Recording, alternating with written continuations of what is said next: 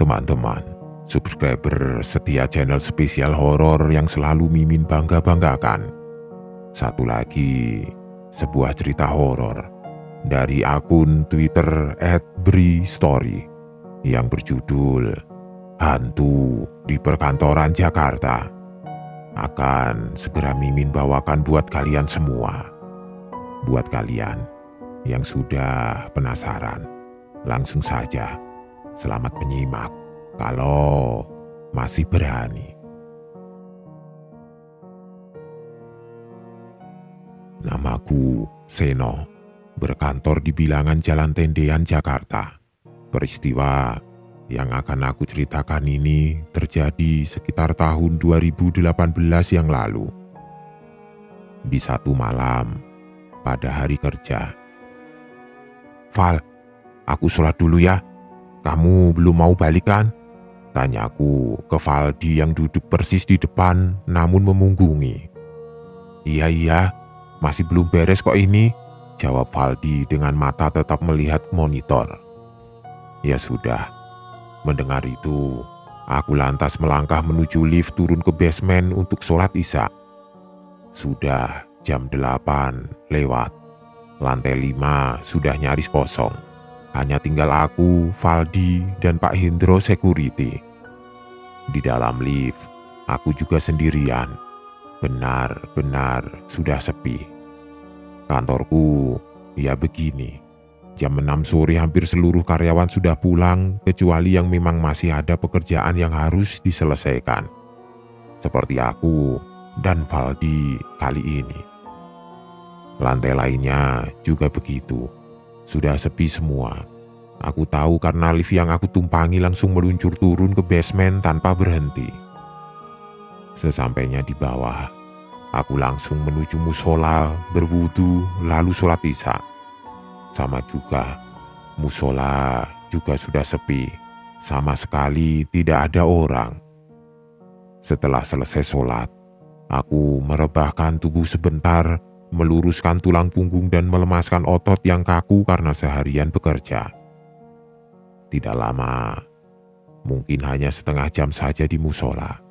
Sedikit lagi jam 9, aku lalu bergegas kembali ke meja untuk menyelesaikan pekerjaan. Sama situasinya seperti waktu turun tadi. Ketika naik pun suasananya sangat sepi, tambah semakin sepi malahan.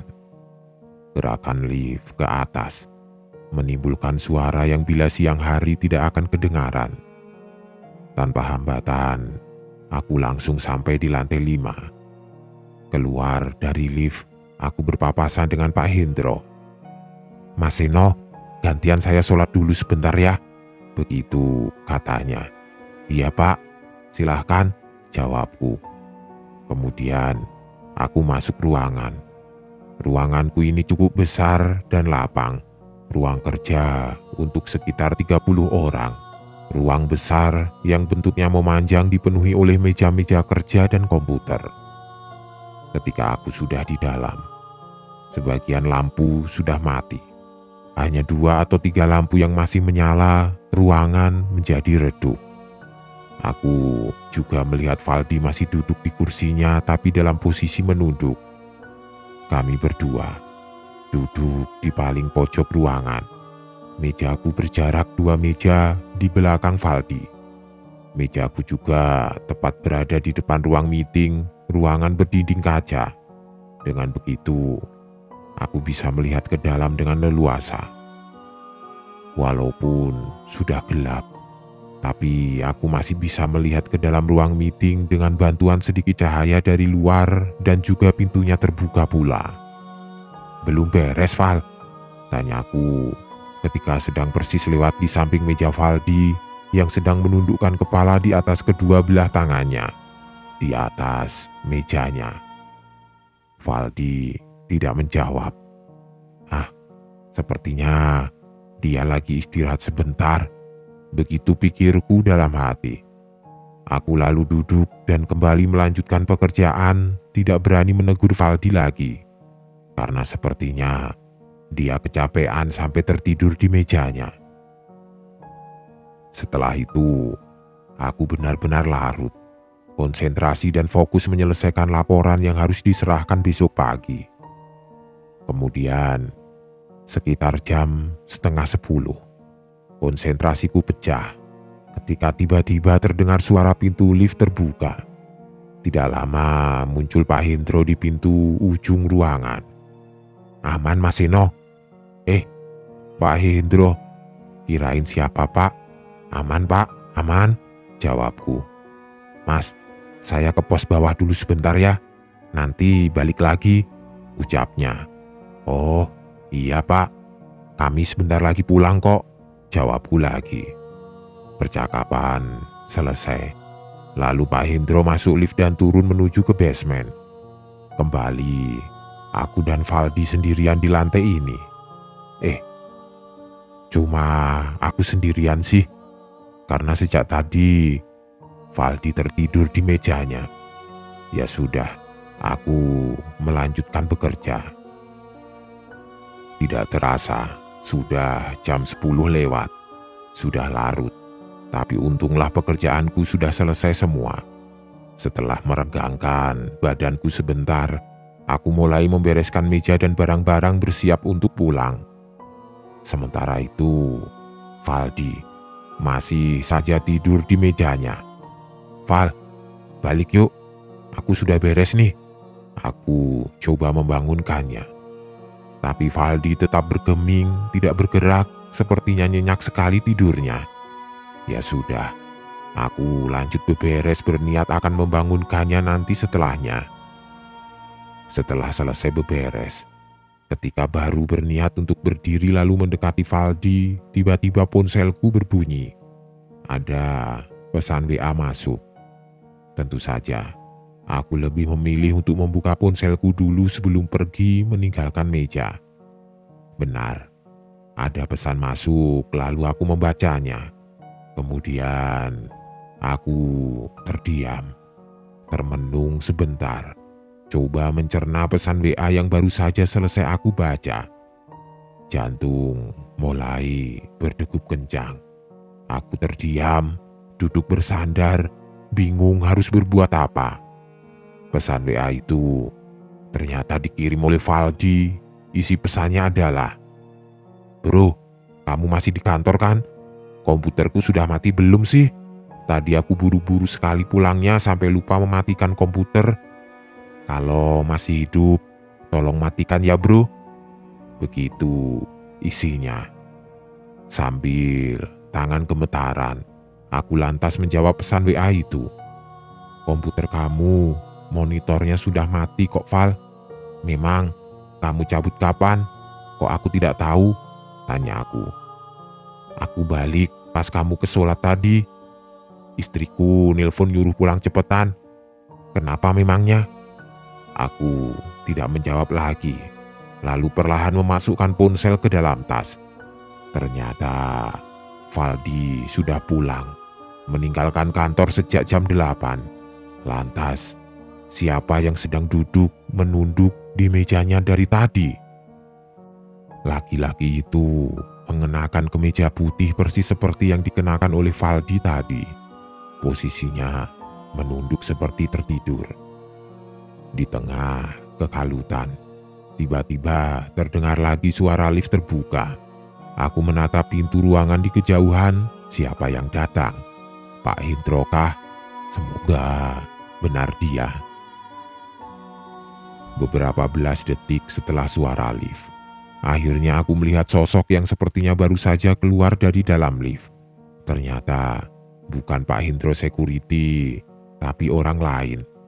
Langkah mereka perlahan masuk ke ruangan tempatku berada. Mereka, iya, mereka. Jadi bukan hanya satu orang tapi ada beberapa.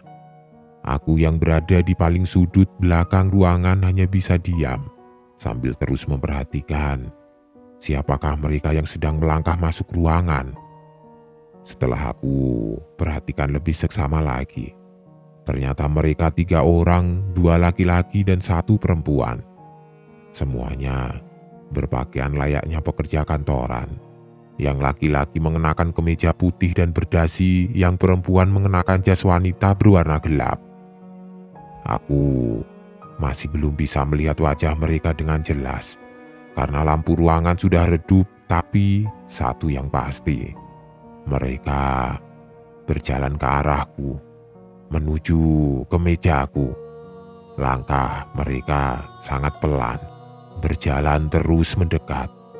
Aku sama sekali tidak bisa berbuat apa-apa karena kalaupun mau melarikan diri keluar ruangan, aku harus melewati mereka, harus berpapasan dengan sosok-sosok misterius itu. Sosok yang aku sangat yakin kalau bukan manusia. Benar, ketika sudah mendekat dan makin mendekat lagi, akhirnya aku dapat melihat wajah mereka satu persatu.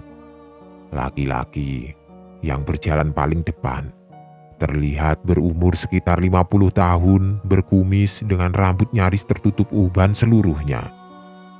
Laki-laki kedua lebih muda, lebih kurus, sedangkan yang perempuan rambut panjang berwarna gelap. Namun, aku melihat ada kesamaan di antara mereka bertiga. Mereka tersenyum di atas wajah pucatnya, wajah-wajah yang sama sekali aku tidak mengenalinya. Sangat mengerikan. Masih ingat sosok laki-laki yang sejak tadi duduk menunduk di meja Valdi? Tiba-tiba dia bangun dari tidurnya lalu berdiri. Ketika tiga sosok yang baru masuk ruangan sudah tepat berada di samping meja Valdi. Akhirnya mereka berempat sangat dekat dengan mejaku. Sangat dekat. Mereka diam sebentar di samping meja Valdi sebelum kemudian melanjutkan langkah menuju ke mejaku. Senyum masih terus mengembang di wajah. Langkah pelan juga masih mereka lakukan. Aku ketakutan. Jantung berdetak kencang, duduk bersandar di kursi, tidak tahu harus berbuat apa-apa. Ketika akhirnya mereka sudah benar-benar sudah berada di sampingku, di dekatku. Tapi untunglah, ternyata mereka tidak berhenti tapi terus melangkah ke belakang menuju ruang meeting. Aku terus memperhatikan. Sampai akhirnya mereka masuk ruang meeting yang sudah dalam keadaan gelap. Beberapa detik kemudian, aku baru tersadar kalau inilah saat yang tepat untuk pergi meninggalkan ruangan. Sontak, aku meraih tas, lalu langsung bergegas melangkahkan kaki meninggalkan meja menuju pintu keluar. Belum juga sampai pintu, tapi rasa penasaran masih memenuhi isi kepala. Lalu aku menoleh ke belakang ke ruang meeting. Ternyata ruang meeting kosong. Sosok-sosok itu tidak kelihatan sama sekali. Semakin cepat aku melangkah keluar ruangan menuju lift, turun ke lantai dasar. Selesai. Di basement, aku bertemu dengan Pak Hendro. Iya mas, Valdi kan sudah pulang pas tadi Mas Seno turun sholat. Makanya saya bingung, kok tumben-tumbenan Mas Seno mau kerja sendirian sampai malam. Begitu kata Pak Hendro ketika aku menanyakan tentang Valdi. Setelah kejadian itu, aku tidak pernah mau lagi lembur sampai larut malam sendirian. Itu tadi sebuah pengalaman horor dan mengerikan dari seorang pekerja kantoran. Dan kali ini satu lagi cerita yang sama dari seorang wanita pekerja yang berkantor di wilayah Menteng. Namanya Restu.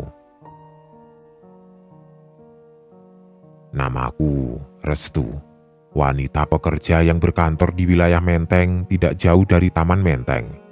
Aku bekerja di perusahaan yang bergerak di bidang telekomunikasi ini sejak tahun 2013. Kantorku tidak berbentuk gedung bertingkat seperti perkantoran pada umumnya, tapi rumah besar 2 lantai dan memiliki basement sebagai tempat parkir. Walaupun bentuknya rumah, tapi termasuk bangunan yang sangat besar. Luas tanahnya juga besar. Ada 2 bangunan utama sebagai kantor, dua-duanya berukuran besar, dua-duanya terdiri dari 2 lantai. Tapi hanya bangunan pertama yang memiliki basement. Bangunan pertama sudah berbentuk bangunan modern, sudah dipugar, sedangkan bangunan kedua masih berbentuk gedung tua, tapi masih kelihatan kokoh. Bangunan kedua ini agak menyeramkan. Ruanganku berada di bangunan pertama. Nah, apabila harus menuju ke bangunan dua, kami harus berjalan kaki melalui basement, menyusurinya dari depan sampai ujung belakang, baru kemudian naik tangga menuju ke gedung dua. Cukup jauh jalan yang harus ditempuh dan juga cukup seram. Oh iya, aku paling malas kalau harus mengunjungi ruang akunting. Kenapa? Yang pertama, ruang akunting berada di gedung kedua dan paling ujung pula. Untuk ke sana aku harus melewati basement gedung 1, kemudian di gedung 2 harus melewati lorong bawah yang di atasnya ada gudang. Lorong ini sudah cukup menakutkan walaupun hari masih siang. Yang kedua, menuju ruang akunting ini harus melewati banyak ruang kosong seperti gudang yang jarang dibuka pintunya. Agak menakutkan. Begitulah. Waktu awal-awal kerja, aku sering sekali mendengar cerita dari teman kantor mengenai keangkeran gedung kantor ini. Bermacam cerita, ada yang menurutku biasa saja, ada yang sangat menyeramkan juga. Tapi setelah aku coba menyimpulkan, ternyata ada benang merah di semua cerita dari teman-temanku itu.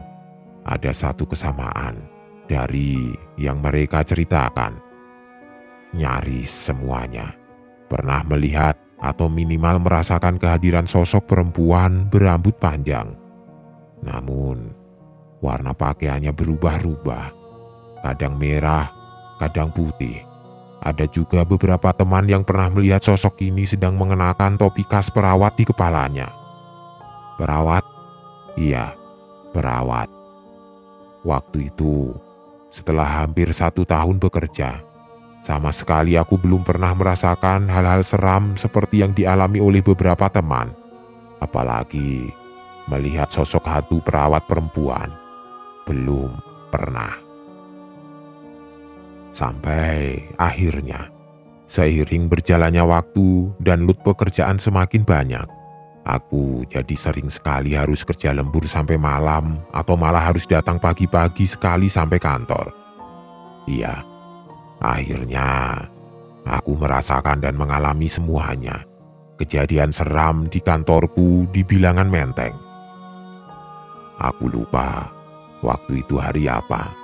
Tapi ingat sekali kalau jam 6 pagi aku sudah sampai di kantor, sudah duduk di mejaku di lantai 2 gedung 1. Kenapa masih pagi sekali sudah di kantor? Karena aku harus mempersiapkan barang yang akan dibawa kurir untuk diantarkan ke beberapa kantor cabang. Setelah sudah 1 tahun bekerja, ini menjadi kegiatan rutinku beberapa kali dalam 1 minggu. Memang ada security 24 jam yang menjaga kantor. Tapi mereka tidak bisa menemaniku di lantai 2 karena harus standby di pos jaga gerbang kantor. Maka dari itulah, jam 6 pagi itu, aku benar-benar sendirian di dalam gedung 1. Office boy atau office girl kemana? Mereka baru akan datang jam 7. Pagi, Pak, ucapku ke Pak Oji yang sedang berjaga di pos security depan. Pagi, Mbak Restu. Wah, pagi sekali nih, tumben. Begitu kata Pak Oji. Setelah melewati pos security, lalu aku melangkahkan kaki menuju ke pintu utama.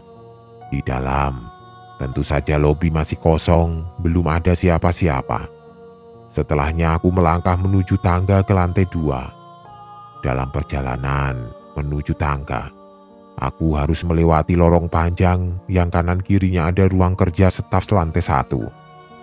Ruangannya luas, berdinding kaca, sehingga aku dapat melihat ke dalamnya dengan jelas. Di paling ujung lorong, di belakang, tempat di mana toilet dan gudang berada. Tapi Belum sampai ujung lorong aku sudah harus naik tangga ke lantai 2 menuju meja kerjaku. Tapi nanti aku juga harus kembali turun ke lantai 1. Ada yang harus aku lakukan di gudang utama. Sepi. Suasana gedung 1 ini sangat sepi. Hanya suara langkah kakiku saja yang terdengar. Setiap sudut yang lewat hanya dengung kosong, sekat suara benar-benar hanya berisi desis hening.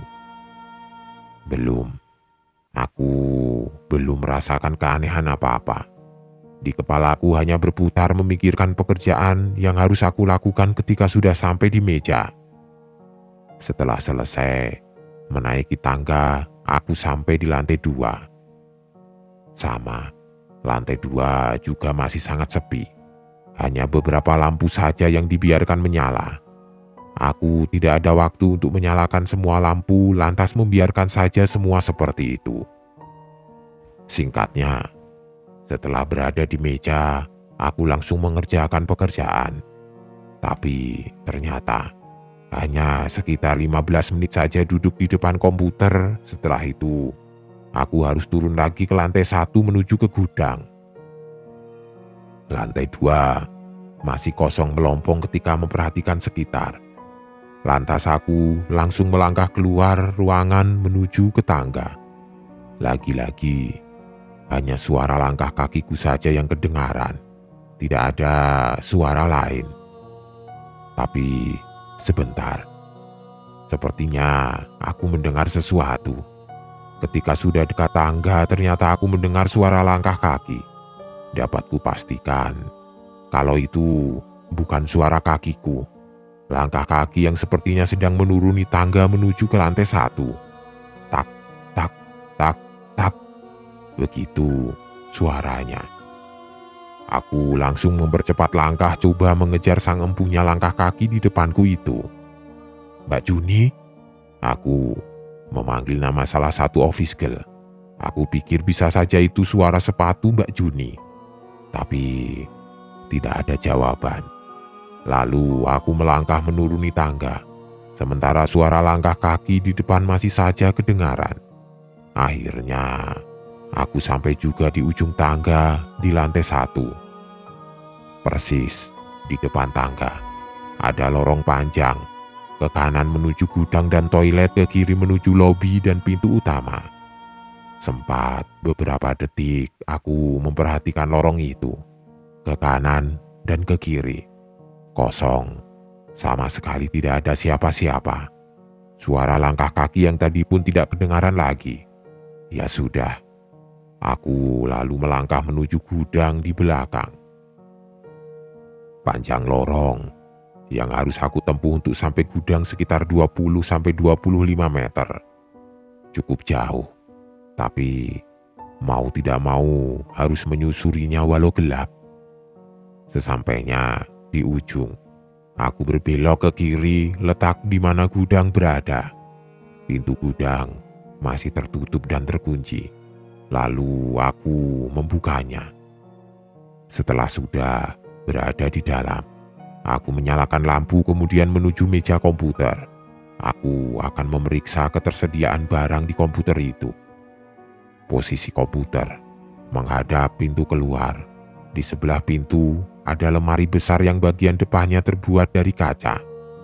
Di belakang meja komputer ada banyak rak yang berjejer sebagai tempat penyimpanan barang-barang penjualan. Tidak mau membuang waktu, aku langsung menyalakan komputer dan langsung bekerja. Nah, di saat inilah perasaanku mulai tidak enak karena kembali teringat dengan suara langkah kaki yang terdengar di tangga tadi. Itu langkah kaki siapa sebenarnya? Selain itu, suasana di dalam gudang besar ini juga sungguh tidak nyaman, dingin dan kosong. Aku sendirian di dalam ruang besar ini. Aku sendirian di dalam gedung besar ini. Sendirian. Benarkah?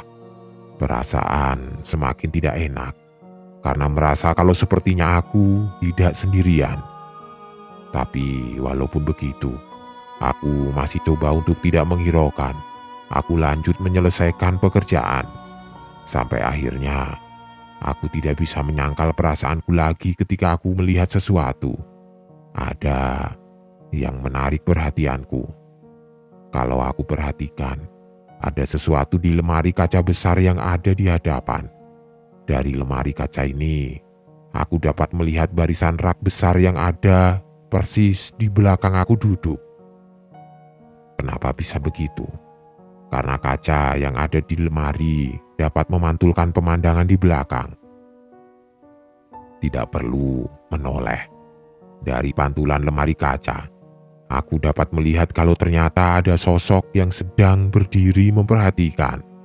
Iya, di antara rak-rak besar itu, ada sosok perempuan bergaun merah sedang berdiri diam menghadap ke tempat aku duduk. Tidak terlalu jelas kelihatan, tapi dari pantulan lemari kaca aku dapat melihat posturnya, bahkan wajahnya, karena memang jarak kami cukup dekat. Dia sepertinya hanya berjarak beberapa meter di belakang. Aku terdiam beberapa belas detik, coba mencerna peristiwa yang sedang berlangsung. Sampai akhirnya tersadar kalau aku sama sekali tidak mengenal sosok perempuan itu. Aku terus menatap lemari kaca, sampai akhirnya sosok itu mulai bergerak. Perlahan dia memiringkan kepalanya lalu tersenyum. Melihat itu semua, aku langsung bangun dari duduk dan bergegas melangkahkan kaki menuju pintu keluar gudang. Sama sekali tidak berani menoleh ke belakang. Setelah sudah berada di luar, lantas aku menyusuri lorong panjang menuju lobi depan. Ketika di lorong panjang inilah, entah apa yang ada di pikiran, aku akhirnya menoleh ke belakang. Di ujung lorong, persis di depan pintu gudang, aku melihat kalau ternyata perempuan bergaun merah sudah berdiri di situ. Berdiri sambil tersenyum terus memperhatikan aku. Semakin cepat saja aku melangkah sampai nyaris berlari ketakutan. Setelah sudah berada di luar kantor, aku mengatur nafas sambil duduk di teras depan, menenangkan diri dan pikiran. Beberapa saat kemudian, satu persatu teman karyawan lain berdatangan. Ketika sudah ramai, aku baru berani untuk kembali masuk untuk melanjutkan pekerjaan. Itulah pengalaman pertama melihat sosok hantu bergaun merah. Selanjutnya, banyak kejadian menyeramkan yang aku dan teman-teman lain alami. Yang paling menakutkan adalah kejadian-kejadian seram yang terjadi di gedung 2. Aku akan menceritakan di lain kesempatan.